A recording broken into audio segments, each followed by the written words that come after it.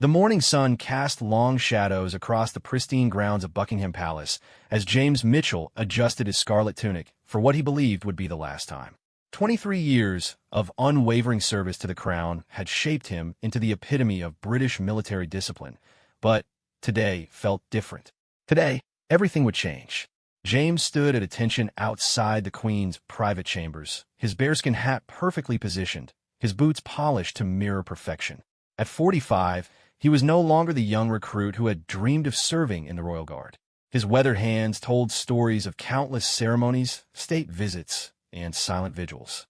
Yet beneath the ceremonial uniform beat the heart of a man searching for purpose beyond the palace walls. The decision hadn't come easily. For months, James had wrestled with feelings of restlessness that seemed to grow stronger with each passing day. The routine that once brought him comfort now felt suffocating. He watched younger guards take their positions with the same enthusiasm he had once possessed, and he realized his time was drawing to a close. His wife Sarah had noticed the change first. During their quiet dinners in their modest London flat, she would catch him staring out the window, lost in thoughts he struggled to articulate. Their two children, Emma and Thomas, were now adults with their own lives, and Sarah worked as a nurse at the local hospital. The family had built a comfortable life around James's military career, but something fundamental was shifting. The conversation that changed everything happened on a rainy Tuesday evening in October. James sat at their kitchen table, still in his dress uniform, picking at the shepherd's pie Sarah had prepared. The television droned in the background, showing news from around the world, when a particular story caught his attention. A segment about international military exchanges featured American soldiers training with various allied forces. The reporter mentioned how some British servicemen had participated in U.S. Army fitness assessments as part of cultural exchange programs. Something about the story resonated deeply with James, though he couldn't immediately understand why. That night, as Sarah slept beside him, James lay awake thinking about his future. He had dedicated more than 2 decades to protecting tradition and ceremony, but what did he have to show for it beyond a chest full of medals and commendations? The thought of retiring to a quiet pension felt like accepting defeat before the final battle had been fought. The idea began as a whisper in his mind, growing louder over the following weeks. He started researching American military fitness standards, comparing them to British requirements. The U.S. Army Combat Fitness Test represented something different from what he had always known. While his training had focused on discipline, precision, and endurance suitable for ceremonial duties, the American test emphasized functional fitness, real-world application, and adaptability. James began training in secret, using the palace gym during his off hours. He studied videos of American soldiers completing the 6-event test: the maximum deadlift, standing power throw, hand-release push-ups, sprint drag carry, leg tuck, and 2-mile run. Each component challenged different aspects of physical fitness in ways his traditional training never had. The deadlift required raw strength that his ceremonial duties rarely demanded. Standing for hours in formation had built endurance, but not the explosive power needed for the standing power throw. The sprint drag carry simulated combat scenarios that were worlds away from his experience guarding palace gates. As weeks turned into months, James's secret training became an obsession. He modified his diet, adjusted his sleep schedule, and pushed his body harder than he had since basic training decades earlier. The physical changes were remarkable, but the mental transformation was even more profound. For the first time in years, James felt truly alive. Each training session brought new challenges, new ways to test his limits. He wasn't just maintaining fitness for ceremonial duties. He was preparing for something that could prove his worth in an entirely different context. The decision to officially request permission for the fitness test came after a particularly meaningful conversation with his daughter Emma. She had always looked up to her father's military service, but during a family dinner, she mentioned feeling stuck in her own career as a teacher. "Dad," she said, "you always taught us to push beyond what's comfortable. Maybe it's time you took your own advice." Her words struck him like lightning. Here he was, preaching about courage and determination while playing it safe in his own life. The irony wasn't lost on him. James spent the next week preparing his formal request. The paperwork was complex, requiring approvals from multiple levels of command. He had to explain his motivations, outline the potential benefits to British-American military relations, and provide detailed fitness assessments from the palace medical staff. His commanding officer, Colonel Harrison, was initially skeptical. During their meeting in the colonel's oak-paneled office, surrounded by portraits of past regiment leaders, Harrison questioned whether this was merely a midlife crisis disguised as military initiative. "Mitchell," the colonel said, his piercing blue eyes studying James carefully, "you've served with distinction for over 2 decades. Why risk tarnishing that legacy with what could be seen as a publicity stunt?" James straightened in his chair, feeling the weight of his decision. "Sir, with respect, I believe this represents an opportunity to demonstrate that British military excellence extends beyond ceremonial duties. Our training, our discipline, our commitment to service can compete with any force in the world." The colonel was quiet for a long moment, his fingers drumming against his desk. James could hear the distant sound of the changing of the guard's ceremony taking place in the courtyard below. It was a sound that had been the soundtrack of his adult life, but now it felt like an echo from his past rather than a promise of his future. "You understand," Harrison continued, "that if you fail, it won't just reflect on you. The entire Royal Guard, the entire British military establishment, will be judged by your performance." The weight of responsibility settled on James's shoulders like a familiar coat. This was no longer just about his personal journey. It had become about representing something larger than himself. Every hour of training, every sacrifice, every moment of doubt was now magnified by the expectations of an institution he had sworn to honor. The approval process took months. Background checks, psychological evaluations, fitness assessments, and diplomatic clearances all had to be completed. During this time, James continued his regular duties while intensifying his preparation. The other guards began to notice changes in his routine, his diet, even his demeanor. Sergeant Williams, a longtime colleague, approached him one evening after a particularly grueling training session. They had served together for 15 years, through countless state occasions and personal milestones. "James," Williams said, concern evident in his voice, "the lads are talking. They're saying you're planning something big. Whatever it is, you know we're behind you, right?" The support from his fellow guards meant more to James than any official approval. These men understood the unique pressures of their service, the balance between tradition and modernity that defined their daily lives. Their encouragement validated his decision in ways that paperwork never could. As winter gave way to spring, James's training reached new levels of intensity. He worked with civilian fitness trainers who specialized in functional movement, learned from former Special Forces operators who understood the mental aspects of physical challenges, and consulted with sports psychologists about performance under pressure. The physical preparation was only part of the challenge. James had to mentally prepare for the possibility of failure, for the scrutiny that would follow his attempt, and for the changes this experience would bring to his life regardless of the outcome. Sarah watched her husband's transformation with a mixture of pride and concern. The man who returned from the palace each evening was different from the one she had married, more focused but also more distant. Their conversations increasingly centered on training protocols, nutrition strategies, and the logistics of his upcoming journey to America. One evening, as they walked through their neighborhood after dinner, Sarah finally voiced her concerns. "James, I support what you're doing, but I need to know that you're doing this for the right reasons. Is this about proving something to yourself, or are you running away from something else?" Her question cut through his defenses like a sword through silk. James stopped walking and looked at his wife, seeing the worry lines around her eyes, the way she held herself when she was trying to be strong for someone else. "I think," he said slowly, "I'm trying to find out who I am beyond the uniform. For 23 years, I've been James Mitchell, Royal Guard. But who am I just as James Mitchell?" The honesty of his answer surprised them both. They stood there in the fading light, two people who had built a life together recognizing that they were entering uncharted territory. The final approval came on a Tuesday morning in April. Colonel Harrison called James into his office with a formal letter bearing multiple official seals. As James read the document authorizing his participation in the U.S. Army Combat Fitness Test, he felt a strange mixture of elation and terror. "You leave for Fort Bragg in 6 weeks," Harrison said. "You'll be accompanied by a small documentation team and a liaison officer. The Americans are taking this very seriously, and so should we." That evening, James called his children to share the news. Emma's excitement was infectious, while Thomas expressed concern about the physical demands his father was placing on himself. Both promised to follow his progress closely, and both admitted they were proud of his courage. The weeks leading up to his departure passed in a blur of final preparations. James's training reached peak intensity, while he simultaneously tried to complete his regular duties with the same attention to detail that had defined his career. The balance was exhausting, but he refused to let either commitment suffer. Media attention began to build as news of the challenge leaked to the press. Stories appeared in military journals, fitness magazines, and eventually mainstream newspapers.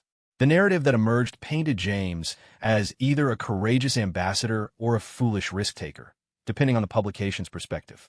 James tried to ignore the external noise, focusing instead on the internal voice that had driven him to this point. This wasn't about proving anything to critics or supporters. It was about answering a question that had been growing louder in his mind for months.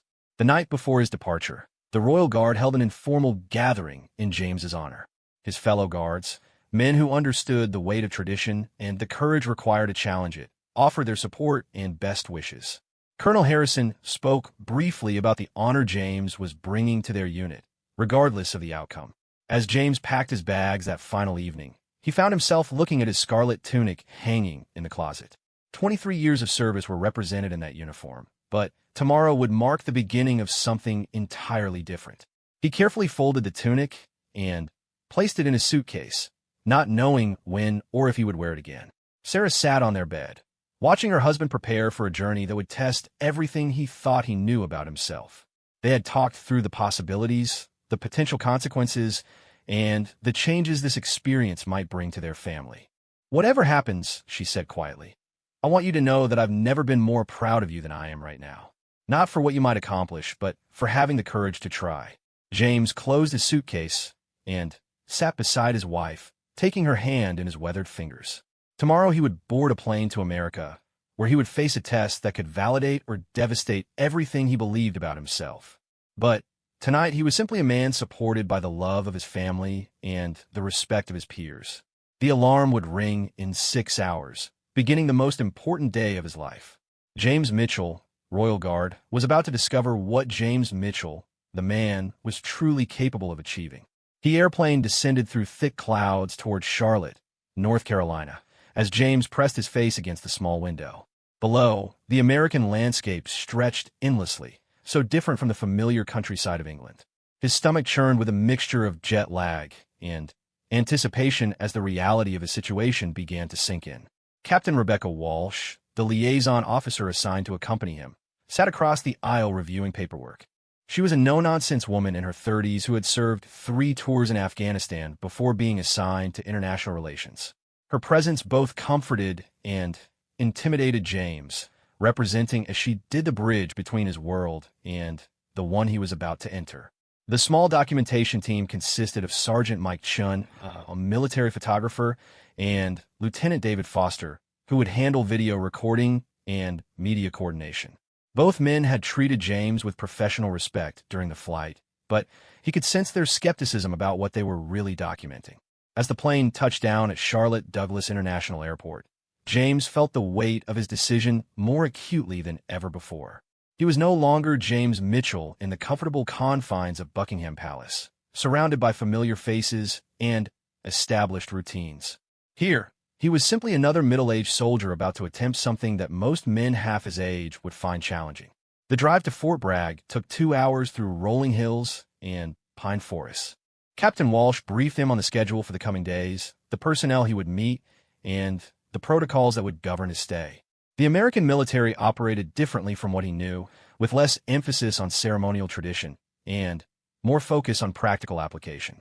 Fort Bragg sprawled across the North Carolina landscape like a small city dedicated entirely to military preparation. As their convoy passed through the main gate, James observed soldiers jogging in formation, vehicles moving with purposeful efficiency, and training facilities that dwarfed anything he had seen in his British experience. His accommodation was a simple but comfortable room in the visiting officer's quarters. As James unpacked his belongings, he found himself studying his reflection in a mirror above the dresser. The man looking back at him seemed both familiar and foreign, like meeting an old friend after many years apart. That evening, James was invited to dinner with Colonel Martinez, the base commander, and several other senior officers. The dining hall buzzed with conversation in American accents that made him acutely aware of his British pronunciation. Despite the language barrier being minimal, the cultural differences felt significant. Colonel Martinez was a veteran of multiple combat deployments, a man whose presence commanded immediate respect. During dinner, he asked James directly about his motivations for attempting the fitness test. "Mr. Mitchell," the colonel said, cutting into his steak with practiced efficiency, "I've read your file, and I respect your service record. But I have to ask, what are you really hoping to prove here?" The question hung in the air like smoke from a battlefield. James set down his fork and considered his response carefully. Around the table, conversations quieted as other officers waited to hear his answer. "Colonel," James began, his voice steady despite his nervousness, "I've spent 23 years protecting tradition. But I've started to wonder if tradition should also protect those who serve it. This test represents something different from what I've always known. It's about functional fitness, real-world application, and proving that experience can compete with youth." Colonel Martinez nodded slowly, studying James's face for any sign of insincerity. "And if you fail, what then?" The bluntness of the question surprised James, but he appreciated the directness. "Then I'll have learned something important about my limitations, sir. But I'd rather fail attempting something meaningful than succeed at playing it safe." The colonel's expression shifted slightly, revealing what might have been approval. "Fair enough. I can respect that philosophy." The remainder of dinner passed more comfortably, with conversations about military life, family, and the differences between British and American service culture. James found himself relaxing slightly, though the weight of tomorrow's preparation never fully left his mind. Sleep came fitfully that first night. James lay in the unfamiliar bed, listening to sounds he couldn't identify, his mind racing through training routines and test protocols. Every few hours, he would check the time, calculating how many hours remained before he would begin the most important physical challenge of his life. Morning arrived with a 5 a.m. wake-up call that James had anticipated by 30 minutes. He had already completed his morning routine, eaten a carefully planned breakfast, and reviewed his notes about each test component. As he walked to the fitness center, the North Carolina dawn painted the sky in shades of pink and gold that reminded him of English sunrises, providing a small measure of comfort. The Army Combat Fitness Center was a cathedral of modern military fitness, equipped with equipment James had only seen in videos. Sergeant Major Thompson, who would oversee his test preparation, was waiting with a clipboard and an expression that revealed nothing about his expectations. "Mr. Mitchell," Thompson said, his handshake firm and brief, "will spend today familiarizing you with our equipment and procedures. The actual test is scheduled for tomorrow morning at 0800 hours." The next several hours passed in a blur of instruction, demonstration, and practice attempts. Each component of the test presented unique challenges that differed subtly, but significantly from James's training in London. The deadlift platform felt different under his feet. The weights, though equivalent to what he had practiced with, seemed heavier in the humid North Carolina air. James managed to lift 340 pounds during his practice attempt, which met the standard for his age group, but he knew he would need every ounce of strength when it counted. The standing power throw required him to hurl a 10-pound medicine ball backward over his head from maximum distance. Despite months of practice, the technique felt awkward in this new environment. His practice throws averaged 8.5 meters, just above the minimum requirement, leaving little room for error. Hand-release push-ups seemed straightforward until James realized how much the humidity affected his endurance. What had been manageable sets of 25 in London's cooler climate became grueling challenges in North Carolina's oppressive heat. The sprint drag carry was unlike anything in his traditional military experience. The combination of sprinting, dragging a weighted sled, carrying ammunition cans, and completing the sequence multiple times left him gasping for air and questioning his preparation. Leg tucks replaced the traditional sit-ups James had performed for decades. Hanging from a bar and bringing his knees to his elbows required core strength and coordination that his ceremonial duties had never demanded. During practice, he managed 12 repetitions, with 20 required for his age group. The 2-mile run would conclude the test, and it was the component about which James felt most confident. Years of standing for hours in heavy uniforms had built endurance that translated well to distance running. His practice time of 16 minutes and 30 seconds was respectable for a 45-year-old, though he hoped to improve when it mattered. As the day progressed, James became increasingly aware of being watched. Soldiers throughout the fitness center observed his preparation with curiosity, some whispering among themselves about the British guardsmen attempting their test. The attention was both motivating and nerve-wracking. During lunch, Captain Walsh joined him in the dining facility. She had spent the morning coordinating with the documentation team and reviewing protocols with base personnel. "How are you feeling?" she asked, settling into the chair across from him with her own tray. James pushed food around his plate, his appetite diminished by anxiety. "Physically, I'm as ready as I'll ever be. Mentally, I'm trying not to think too far ahead. The soldiers here are impressed that you're attempting this," Walsh said. "Most of them wouldn't have the courage to travel to another country and put themselves on the line like you're doing." Her words provided unexpected comfort. James had been so focused on his own fears and preparation that he hadn't considered how others might view his attempt. The perspective shift helped him see his situation differently.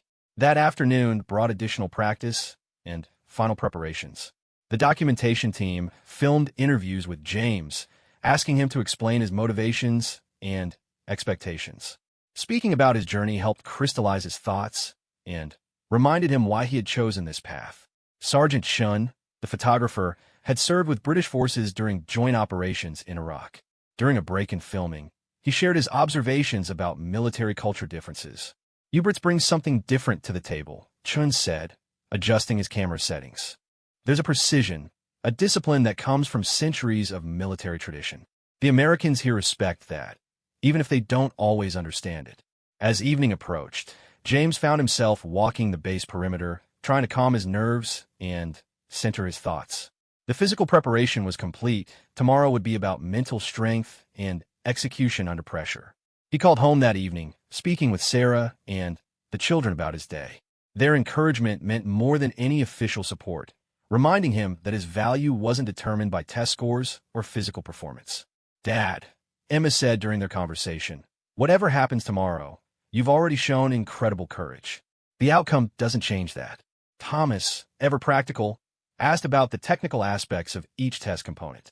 His analytical questions helped James review his preparation systematically, identifying areas where he felt confident and others that would require special focus. Sarah's voice carried across the ocean with warmth and strength. "I wish I could be there with you," she said. "But know that we're all sending our love and support." After ending the call, James spent time reviewing his notes and visualizing successful completion of each test component. Sports psychology had become an important part of his preparation, and he used techniques learned from civilian trainers to manage pre-competition anxiety. His final preparation included a careful review of nutrition and hydration strategies. The test would begin early in the morning, and proper fueling would be crucial for sustained performance across all 6 events. He had planned every detail, from his pre-test meal to his warm-up routine. As he prepared for bed, James reflected on the journey that had brought him to this moment. 6 months ago, he had been a career Royal Guard contemplating quiet retirement. Tomorrow, he would face a test that could validate years of dedication or expose the limits of his capabilities. The room was comfortable, but felt foreign, like staying in a hotel where nothing was quite where you expected it to be. James set multiple alarms, though he doubted he would need them. Sleep would probably come in short intervals, interrupted by anxiety and anticipation. Before turning off the lights, he looked at a photograph of his family that he had placed on the nightstand. Their faces reminded him that his worth wasn't dependent on tomorrow's performance, but their support made him want to succeed even more. Outside his window, Fort Bragg settled into its nighttime rhythm. Somewhere in the darkness, thousands of soldiers were preparing for their own challenges, their own tests of capability and determination. James took comfort in being part of something larger than himself, even as a temporary visitor. Tomorrow would bring the ultimate test of his preparation, his courage, and his character. Tonight, he was simply a man far from home, trying to find peace before the most important challenge of his life. The alarm was set for 5 a.m., and in 8 hours, he would begin to discover what he was truly capable of achieving. The alarm pierced through the pre-dawn darkness at exactly 5 a.m. Though James had been awake for nearly an hour, staring at the ceiling and running through mental rehearsals of each test component. His body felt heavy with anticipation, every muscle aware that today would demand everything he had spent months preparing for. He moved through his morning routine with the precision that 23 years of military service had ingrained in him. Shower, shave, dress in the PT uniform that had been provided, and eat the carefully planned breakfast that would fuel his performance without weighing him down. Every action was deliberate, every decision calculated to optimize his chances of success. The walk to the fitness center felt longer than usual, though James knew it was the same route he had traveled the day before. The North Carolina morning was already warm and humid, promising a challenging day for physical exertion. As he approached the building, he could see vehicles arriving with additional personnel who would observe and document his attempt. Sergeant Major Thompson was waiting with his clipboard and stopwatch, along with several other NCOs who would serve as judges for different test components. Their expressions were professional, but not unfriendly, men and women who had seen countless soldiers attempt this same test under various circumstances. "Good morning, Mr. Mitchell," Thompson said, his greeting formal but respectful. "Are you ready to begin?" James nodded, though he wondered if anyone could ever truly be ready for such a moment. "Yes, Sergeant Major. I'm as prepared as I'll ever be." The fitness center had been partially cleared for his test, though several dozen soldiers had gathered to observe.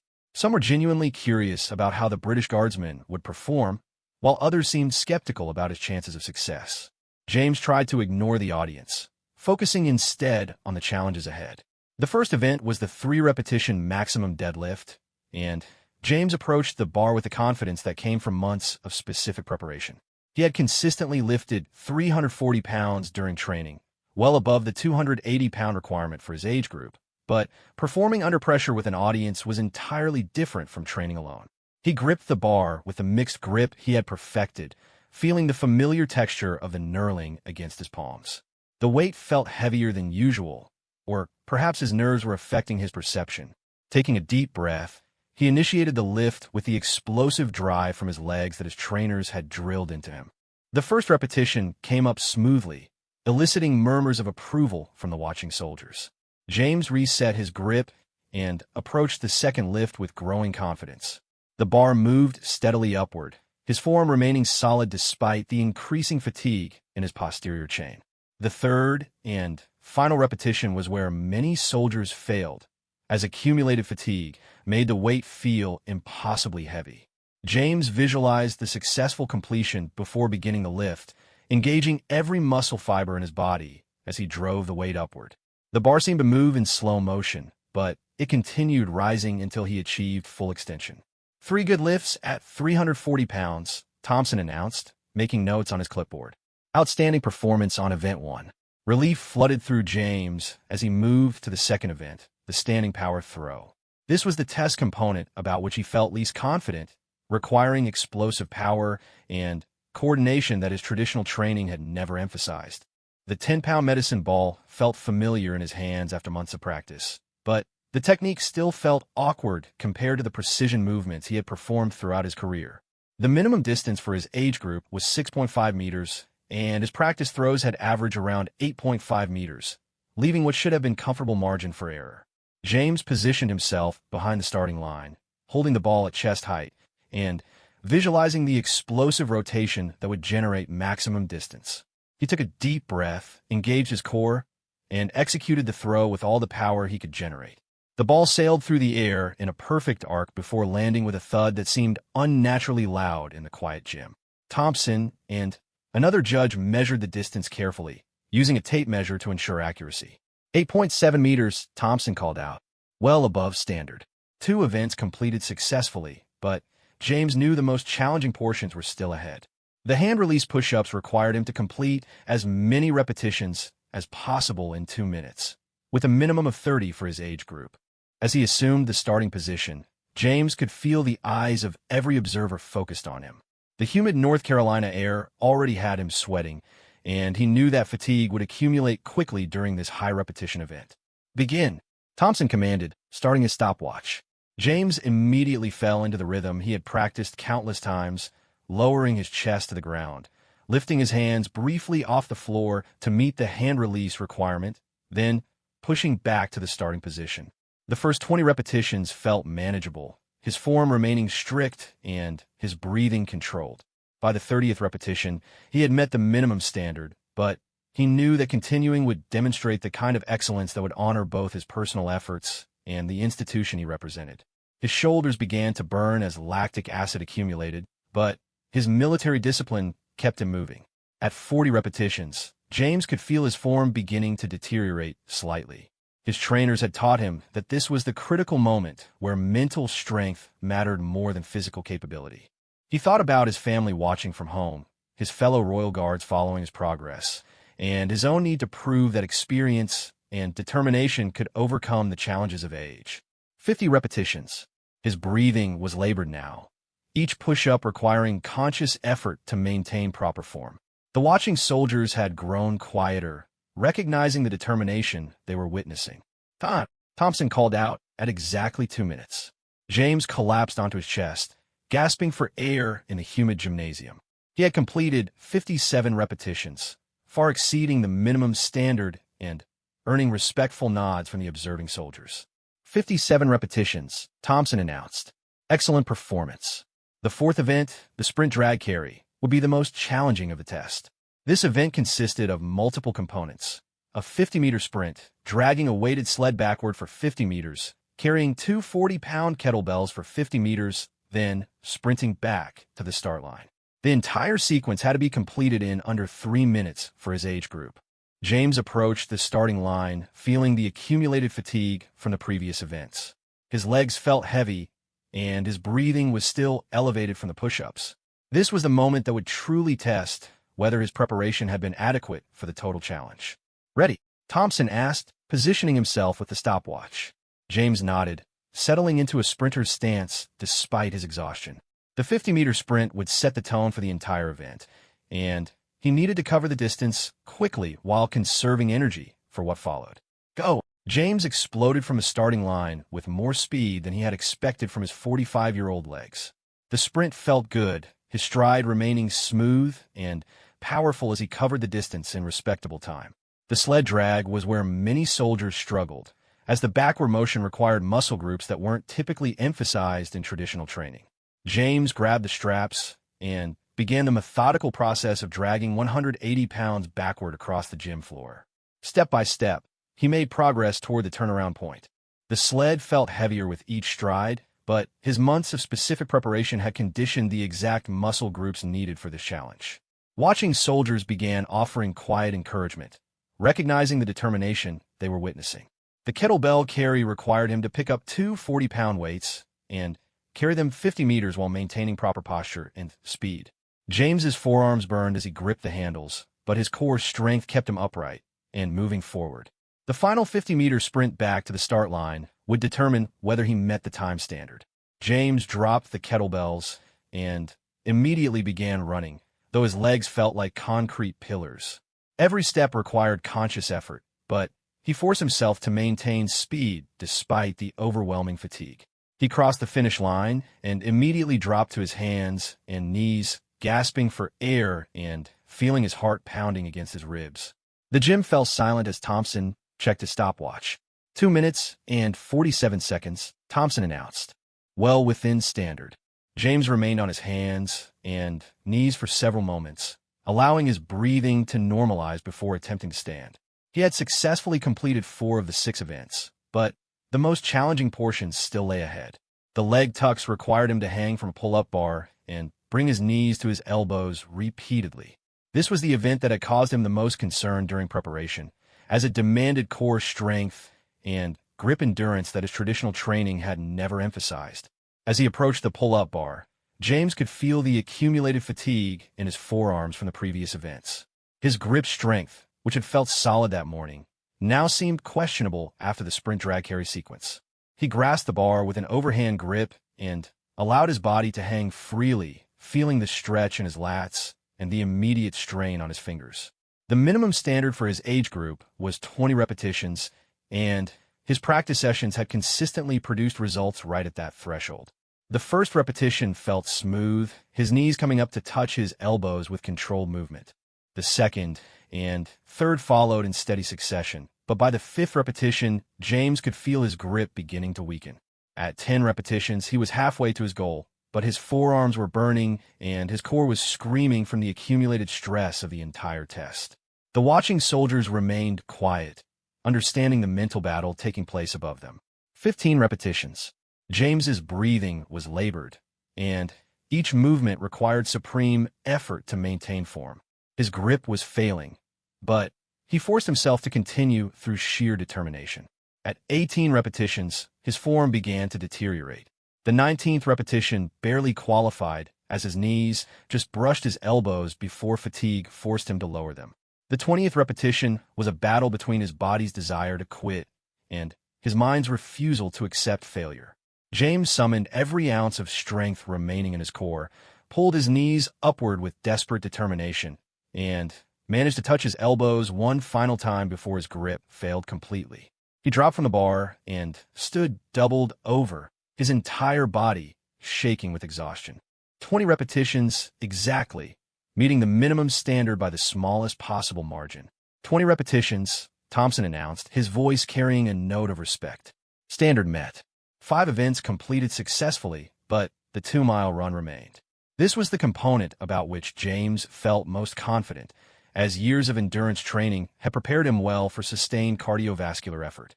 However, he had never attempted a 2-mile run after completing 5 other challenging events. James walked slowly around the gymnasium, trying to recover from the leg tucks while preparing mentally for the final challenge. His legs felt heavy, his breathing was still elevated, and every muscle in his body was screaming for rest. The running track was outside, where the North Carolina humidity would add another layer of difficulty to the final event. As James and the judging panel moved outdoors, he could see that the sun was now fully up, promising a hot and challenging run. Colonel Martinez had arrived to observe the final event, along with Captain Walsh and the documentation team. The number of observers had grown throughout the morning, and James realized that word of his attempt had spread throughout the base. The standard for your age group is 18 minutes and 18 seconds, Thompson explained as they reached the starting line. Take your time to prepare, and let me know when you're ready. James spent several minutes stretching and trying to calm his nerves. This was it, the final event that would determine whether months of preparation and sacrifice would result in success or failure. He thought about his family, his fellow Royal Guards, and his own need to prove that age and experience could overcome the challenges that lay ahead. The track stretched out before him like a ribbon of possibility and challenge. 8 laps around a quarter-mile oval, with everything he had worked toward hanging in the balance. James approached the starting line, feeling the weight of expectation and the lightness that comes from knowing you've done everything possible to prepare. Ready when you are, Mr. Mitchell, Thompson said, stopwatch in hand. James nodded, settling into his starting position and taking one final deep breath before the most important run of his life. Go! Thompson's voice cut through the humid morning air as James began the most crucial 2 miles of his life. The first few steps felt surprisingly light despite the accumulated fatigue from 5 previous events. James had strategically planned his pacing, knowing that starting too aggressively would doom him in the North Carolina heat, while starting too conservatively might leave him unable to make up time in the later laps. The track felt firm beneath his feet as he settled into a rhythm that felt sustainable. Around him, the watching soldiers had spread out along the inside of the track, their presence both encouraging and intimidating. James tried to focus on his breathing, his form, and the steady cadence that his training had programmed into his muscle memory. The first lap passed in 7 minutes and 20 seconds, slightly ahead of his target pace, but not dangerously fast. James could feel his body still adjusting to the running motion after the intense anaerobic efforts of the previous events. His heart rate was elevated, but his breathing remained controlled. Colonel Martinez jogged alongside him briefly during the second lap, offering quiet encouragement. Looking strong, Mitchell. Pace is good. The colonel's presence meant more than James had expected. Here was a combat veteran, a leader who had earned respect through decades of military service, taking time to support a foreign soldier attempting something that most would consider foolish. The gesture crystallized everything James admired about military brotherhood that transcended national boundaries. As he completed the second lap, James's time was 14 minutes and 50 seconds for the half-mile mark. Still on pace, but he could feel the accumulated fatigue beginning to assert itself. His legs felt heavier than they had during training runs, and the humidity was making each breath feel less satisfying than the last. The third lap brought the first real challenge. James's pace slowed noticeably as the combination of previous events and environmental conditions began taking their toll. His split time for the third quarter mile was 8 minutes and 10 seconds, indicating that he was falling behind his target pace. Sergeant Major Thompson jogged beside him briefly, calling out his split times and remaining time allowance. "You're at 15:05 overall. Still well within range, but you'll need to maintain effort." James nodded, unable to waste breath on verbal responses. He focused on his running form, trying to maintain the efficiency that his civilian running coaches had drilled into him during preparation. Every step needed to count, every breath needed to contribute to forward progress. The fourth lap was where many distance efforts fell apart, as the mid-race fatigue accumulated while the finish line remained frustratingly distant. James felt his pace slipping again, but he fought against the natural tendency to ease up. His split time for the mile mark was 16 minutes and 28 seconds. "You're still in good shape," Captain Walsh called from the infield. "Just maintain what you're doing." But James could feel that maintaining his current pace might not be sufficient. The heat was becoming oppressive, sweat was streaming down his face and stinging his eyes, and his legs were growing heavier with each stride. He needed to dig deeper, to find resources he wasn't sure he possessed. The fifth lap brought a mental turning point. Instead of focusing on his discomfort, James began thinking about why he was here, what this moment represented for his sense of self-worth and future possibilities. He thought about Sarah watching from home, probably pacing around their living room with anxiety. He thought about Emma and Thomas, who would either be proud of their father's courage or concerned about his judgment, depending on the outcome. Most powerfully, he thought about his fellow royal guards back at Buckingham Palace, men who had encouraged his journey despite the risk it posed to their collective reputation. Their faith in him demanded that he give absolutely everything he had, regardless of his physical discomfort. His pace stabilized during the fifth lap, and his split time of 8 minutes and 15 seconds indicated he was back on track for a successful completion. The watching soldiers had grown more vocal in their encouragement, recognizing the determination they were witnessing. The sixth lap brought James face to face with his own mortality and limitations.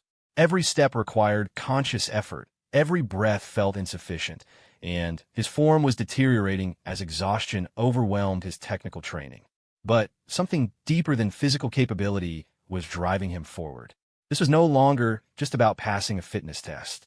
This had become about proving that a person could reinvent themselves at any age, that courage could overcome doubt, and that British military excellence could compete on any stage. James was running for every middle-aged person who had ever wondered if their best days were behind them. His sixth lap split was 8 minutes and 30 seconds, slightly slower but still within range of his goal. Thompson called out his cumulative time, 13 minutes and 53 seconds. "You're looking good." 2 laps remaining. James could see the finish line area being prepared, with additional personnel gathering to witness the conclusion of his attempt. The documentation team was positioning cameras to capture whatever outcome awaited. The 7th lap tested every aspect of his preparation and character. His legs felt like concrete, his lungs burned with each breath, and his pace was slowing despite his determination to maintain speed. But he refused to walk, refused to give in to the voice in his head that suggested he had already proven enough. As he passed various soldiers around the track, James could hear individual words of encouragement. "Come on, guard. You got this. Looking strong."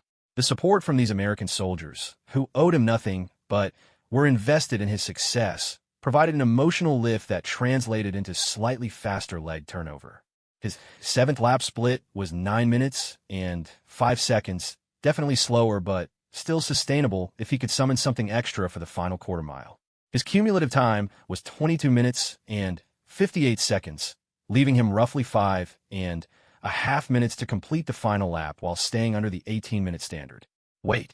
James's mathematical calculation suddenly penetrated his fatigue-clouded thinking. Those numbers couldn't be right. If his cumulative time was already nearly 23 minutes, he had already failed to meet the 18-minute standard. Panic flooded through him as he realized he had been misunderstanding the split times being called out. Thompson had been giving him lap times, not cumulative times for the entire distance. James had been running much slower than he had realized, and the mathematical reality of his situation was devastating. But even as this realization hit him like a physical blow, James continued running. He had come too far and risked too much to simply stop because the numbers weren't working in his favor.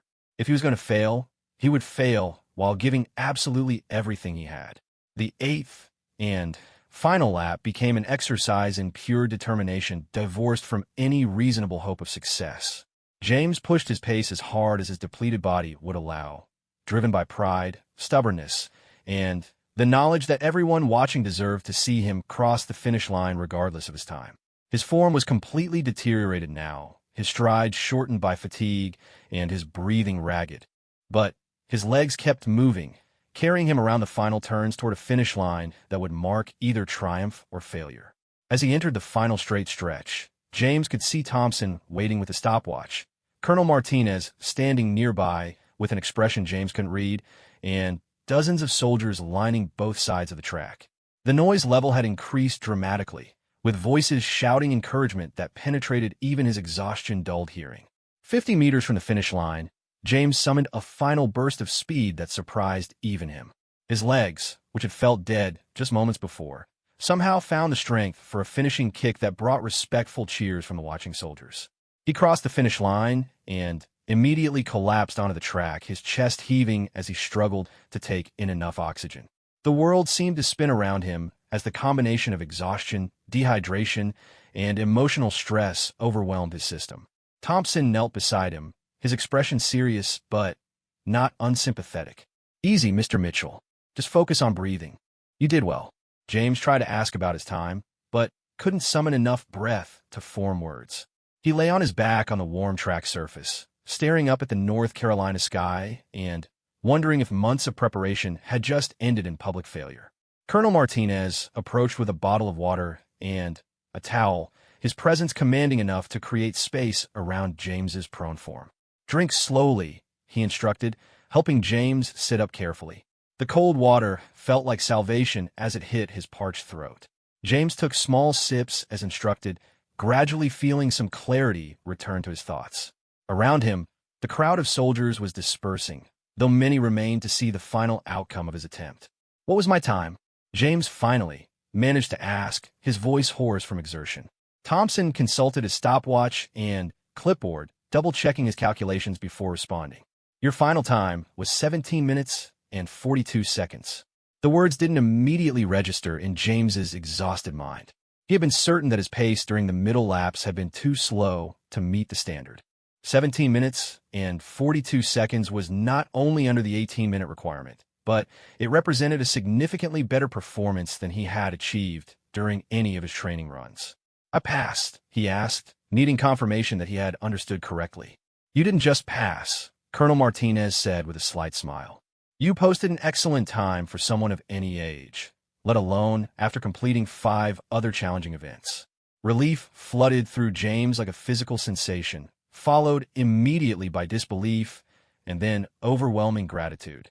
6 months of preparation, weeks of doubt, and nearly 2 hours of physical and mental testing had culminated in success that felt almost impossible to believe. Captain Walsh approached with the documentation team, their cameras capturing his moment of realization and relief. "How do you feel about completing all 6 events successfully?" she asked. James struggled to find words adequate to describe the complexity of his emotions. Physical exhaustion, emotional relief, pride in his achievement, and gratitude for the support he had received all competed for expression. "I feel," he said slowly, still breathing heavily, "like I've learned something important about what's possible when you refuse to accept limitations." Thompson began announcing the final results to the gathered soldiers. "Ladies and gentlemen, Guardsman James Mitchell has successfully completed all 6 events of the Army Combat Fitness Test, meeting or exceeding the standard in each component." The applause that followed was genuine and sustained, coming from soldiers who understood exactly how challenging the test could be and what James had just accomplished. He had not only completed the test, but had done so in a manner that earned their professional respect. As James gradually recovered from his exertion, he began to process the magnitude of what had just occurred.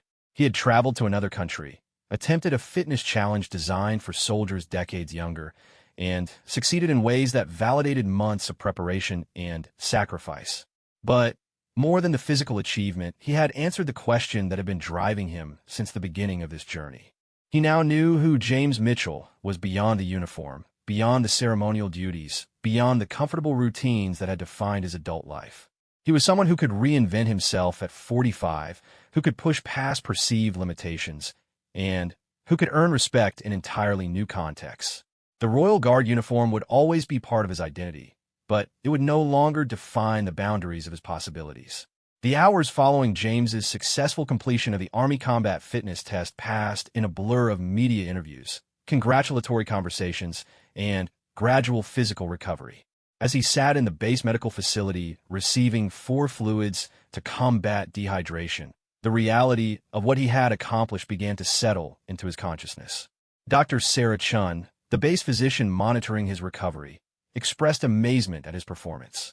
"Mr. Mitchell, I've seen soldiers half your age struggle with this test after proper preparation. What you've accomplished today is genuinely remarkable." Her words carried extra weight because they came from a medical perspective divorced from military courtesy or diplomatic considerations. James had pushed his 45-year-old body through challenges that would have defeated many younger men, and the achievement was being recognized by those qualified to assess its significance. The documentation team had captured every moment of his test, and Lieutenant Foster explained that the footage would be used to create a comprehensive record of his achievement. "Sir, this story is going to inspire people around the world. You've shown that age is just a number when you have the right mindset and preparation." Colonel Martinez visited the medical facility personally to offer his congratulations and share his observations about the day's events. "Mitchell, I've been in the Army for 28 years, and I've never seen anything quite like what you did today. You didn't just complete our test, you honored both your service and ours in the process." The colonel's respect meant more to James than any official recognition could provide. This was a combat veteran acknowledging that James had demonstrated something worthy of professional admiration, not merely completing a publicity stunt or personal challenge. As evening approached, James was cleared by the medical staff and returned to his quarters to rest and process the day's events. The physical exhaustion was profound, but it was accompanied by an emotional satisfaction unlike anything he had experienced since his early military service. He called home that evening, speaking first with Sarah, who had been following his progress through updates from Captain Walsh. Her voice carried across the ocean with a mixture of relief, pride, and concern that only a spouse could express. "James, I'm so proud of you I can barely find words," she said, emotion clear in her voice. "But promise me you'll never scare me like that again." Her comment brought laughter that felt healing after the intensity of the day. "Sarah, I think this is a once-in-a-lifetime achievement. I don't have plans for any other international fitness challenges." Emma and Thomas each spoke with him, their reactions reflecting their individual personalities. Emma was emotional about his success, seeing it as validation of the courage she had encouraged him to pursue. Thomas was analytical, wanting to understand the technical aspects of each test component and how his preparation had translated into performance. "Dad," Thomas said during their conversation, "you've shown me something important about what's possible when you commit completely to a goal. I don't think I'll ever doubt my own capabilities the same way again." The impact on his family provided an unexpected dimension to James's achievement. He had undertaken this challenge primarily for personal reasons, but its effects were rippling outward in ways he hadn't anticipated. The following days at Fort Bragg were filled with additional interviews, meetings with military personnel interested in British training methods, and informal conversations with soldiers who wanted to understand his motivations and preparation. James found himself becoming an unofficial ambassador for the idea that age need not limit possibility. Sergeant Williams from his Royal Guard unit called to share the reaction from Buckingham Palace. "James, the lads here are talking about nothing else. Colonel Harrison said to tell you that you've brought honor to the regiment and shown the world what British military excellence looks like." The support from his fellow guards validated his decision in ways that transcended personal satisfaction. He had worried about disappointing the men with whom he had served, but instead he had become a source of pride for the entire unit. During his final day at Fort Bragg, James participated in a ceremony where Colonel Martinez presented him with a certificate of achievement and a unit coin from the 82nd Airborne Division. The gesture was symbolic, but meaningful, representing acceptance into a brotherhood of soldiers who had tested themselves against demanding standards. "Mr. Mitchell," the colonel said during the presentation, "you've demonstrated that military excellence transcends national boundaries and age limitations. You're welcome here anytime." The return journey to London provided time for reflection on how the experience had changed his perspective on his own capabilities and future possibilities. James found himself viewing the familiar British countryside through different eyes, seeing it not as the boundary of his world, but as the foundation from which he could continue exploring new challenges. Sarah met him at Heathrow Airport with a smile that conveyed months of worry finally resolved. As they drove home through London traffic, James tried to articulate how the experience had affected him. "I think," he said slowly, "I've learned that the person I've been for 23 years is just one version of who I can be. There are other possibilities I hadn't even considered." The return to Buckingham Palace felt surreal after the intensity of his American experience. The familiar routines, the ceremonial precision, the comfort of established tradition. All of it was still meaningful, but it no longer represented the entirety of his identity. Colonel Harrison called him into his office for a formal debriefing, but the conversation quickly moved beyond official protocol to personal recognition of what James had accomplished. "Mitchell," the colonel said, "when you first proposed this idea, I thought it was either brilliance or madness. Having seen the results, I'm convinced it was brilliance. You've opened doors for international cooperation that we didn't even know existed." The colonel explained that James's success had generated interest from military fitness organizations around the world. Requests had come in for him to participate in conferences, training exchanges, and research projects focused on fitness across age groups and military cultures. "What I'm saying," Harrison continued, "is that your service to the Crown may be evolving rather than ending. We'd like you to consider a new role focused on international military fitness cooperation and training development." The offer represented everything James had hoped for without daring to expect it. Instead of facing retirement from the only career he had known, he was being invited to expand his service in directions that would challenge him intellectually and professionally while honoring his experience and recent achievements. Over the following weeks, James found himself becoming a different kind of celebrity than he had expected. Media outlets around the world picked up the story of the Royal Guard who had successfully completed the U.S. Army fitness test, but the focus was less on the novelty of his attempt and more on the inspiration his success provided. Letters arrived from people of various ages who had been inspired to pursue their own fitness goals after learning about his achievement. A 60-year-old teacher in Scotland wrote about starting a running program. A 40-something father in Australia described joining a gym for the first time in decades. The most meaningful correspondence came from military personnel around the world who saw his achievement as validation of their own potential. A British sergeant stationed in Afghanistan wrote about how James's success had motivated his entire unit to approach physical fitness with renewed dedication.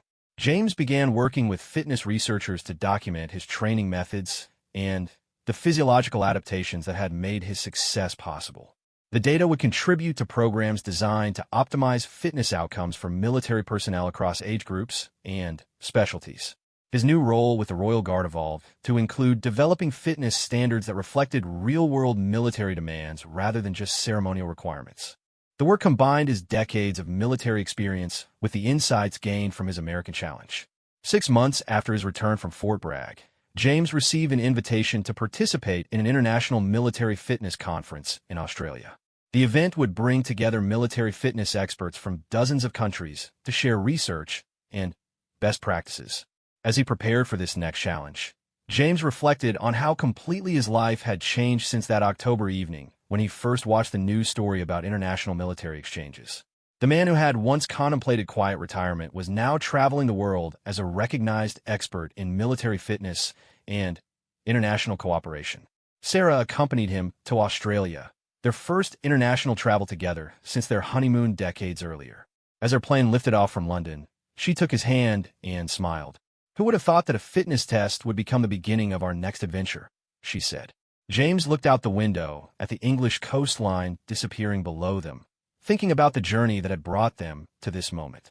"I think," he said, "the lesson is that it's never too late to discover what you're truly capable of achieving."